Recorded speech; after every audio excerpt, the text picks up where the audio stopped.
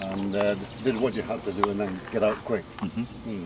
So through those few days, how many times did your detachment, your section, actually engage targets? Well, probably 30 or 40 times. Right. Yeah, we were always mounting the guns, firing and dismounting and moving on, moving on the whole time. That's what we're doing. And that was right up towards the end, actually. Okay. So this is why you never, if it's either or, coffee would be lovely. Thank you. Found that you were in a static position at all, like in a line at all. You were moving all over the place. You could be down there one minute, you could be back up there the next minute, depending on where the enemy was penetrating.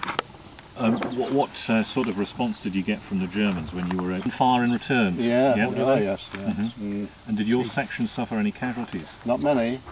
No, not many. I think we only had four, I think it was. In the company as a whole, in D Company? Oh, the D Company itself, I couldn't really say how many.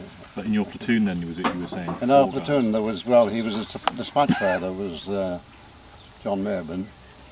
Buck, he died early on, he was killed early on as Buck, quite earlier on, and then there was Customer Spider Ray, and then there was someone else, another one.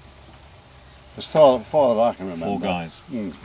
How big was your platoon? Do you remember how many guys there were in the Well, there wasn't all that many in the platoon, probably about 20, 30. Right. Were you too busy to worry too much about the guys who'd been killed, or did you have the chance to No, you don't warn bother. them at all?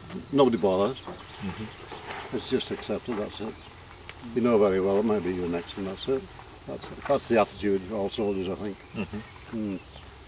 They don't seem to dwell on anything like that at all. They just say, so-and-so's gone and that's it. And you'll know, like in the Air Force, it was more so when they were not coming back, because my wife was in the Air Force and she was in Bomber Command, and she was on fixing aircraft coming in, bringing them in. And they had an awful job. These fellows coming in screaming and all coming down. But the comrades there just accepted the fact that they'd gone. They said, gone for a bathroom, didn't they? And that was it. Yep. Yeah. There's a proposal to build a memorial to Bomber Command. Is there? In St James's Park. Because there isn't one. Never has been. No campaign medal for Bomber Command. Perhaps everyone was a bit too ashamed of what they'd been ordered to do by the time the war came to an end. Yeah, I suppose so. Which was ridiculous thinking, I think. There was talk of almost war crime investigation, all sorts of nonsense. Such a stupid bloody Well, it applied to all the countries that were involved with it, because they all did the same sort of thing, weren't they? A lot of senior ranks all got, gongs and knighthoods and all the rest of it, and none of the senior RAF guys did, because See, the same sort of thing applied. Same sort of thing applied when we were on the march. You would hear a gunshot. I said, somebody else had it. He knew very well somebody had been shot, but he said, well, it wasn't me. And that was the attitude you adopted. And it was, when they gave the order, every man for himself, that was the attitude that people adopted. Unless somebody was badly injured, you helped them along like that, but when it came to somebody being killed, it was just forgotten about. Bit unselfish, really. War.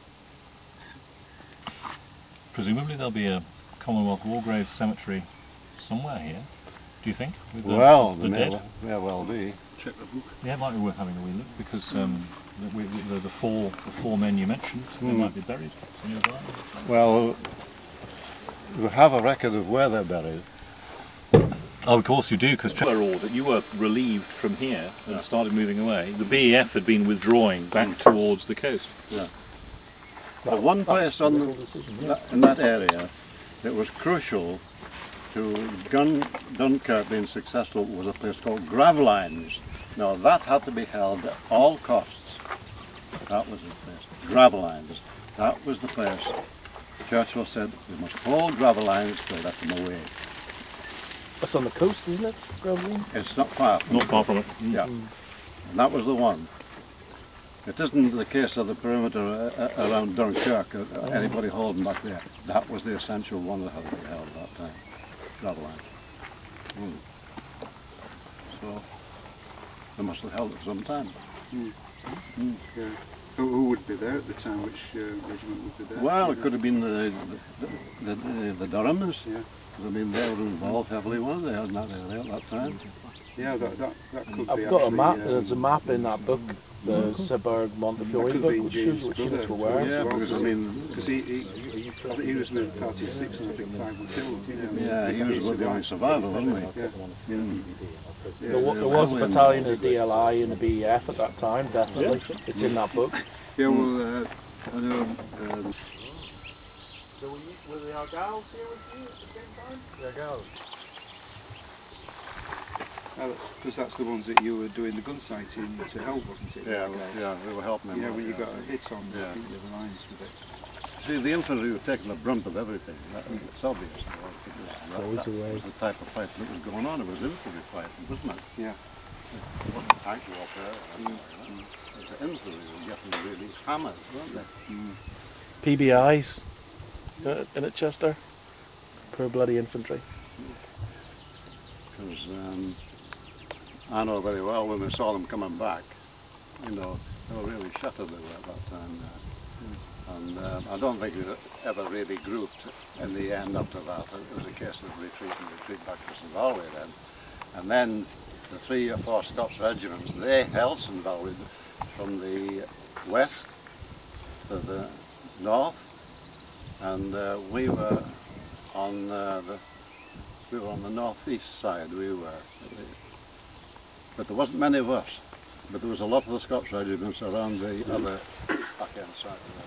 Dick, you mentioned last time I saw you that when the order to withdraw had been given, there was a Gordon Highlander who fell apart basically, sort of lost it back in the woods.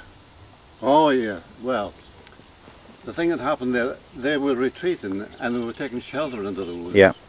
And one of the men, he'd had his skull almost taken completely off, and that upset the other ones who were there. Right. It sort of panicked them when they saw him. Yeah. We had them laid on top of a big bunch of logs there, trying to do what we could for him. And others, the young lads, they were getting really worried and upset about it there.